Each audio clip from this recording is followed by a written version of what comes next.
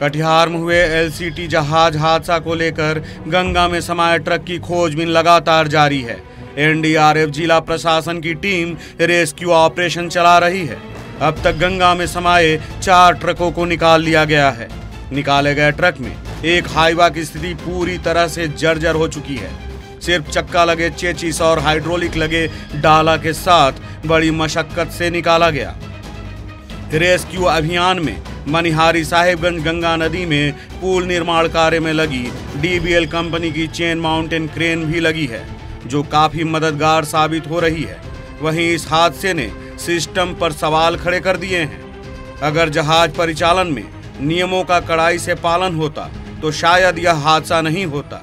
स्थानीय विधायक मनोहर प्रसाद सिंह ने जिला प्रशासन के साथ साथ राज्य सरकार पर भी कई सवाल उठाए हैं।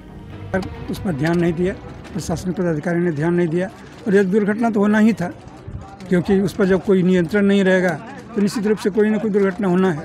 और जो ओवरलोडिंग है तो ओवरलोडिंग में अपना चला रहा है।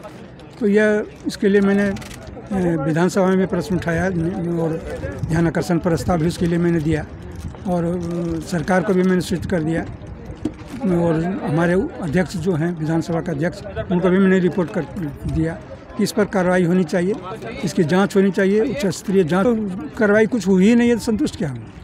अभी तो ट्रक निकला ही नहीं गया। कितने लोग उसमें पड़े हैं वो भी मालूम नहीं है। कितना ट्रक उसमें गिरा है भी उन लोगों को मालूम नहीं है।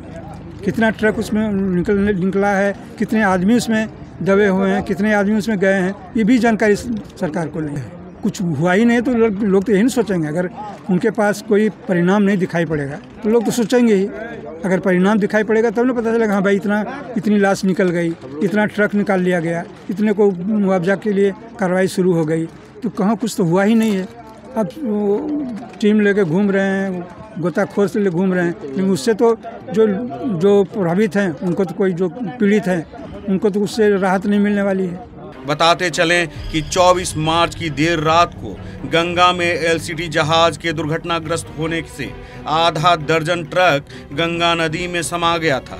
वहीं 9 ट्रक जहाज पर ही पलट कर रह गया था। इस हादसे में ट्रक के कुछ चालक एवं खलासी लापता हो गए थे। रेस्क्यू के दौरान बीते दिनों लापता ट्रक चालक और एक खलासी के शव को एनडीआरएफ और एसडीआरएफ ने गंगा नदी से निकाला था, जबकि लापता 2 ट्रक चालक राजू यादव और मोहम्मद परवेज आलम का अब तक पता नहीं चल पाया है। घटना के 10 दिन बीत जाने के बाद भी दोनों अब तक लापता हैं, लेकिन उनके परिजन आस लगाए मनिहारी घाट पहुंचते हैं।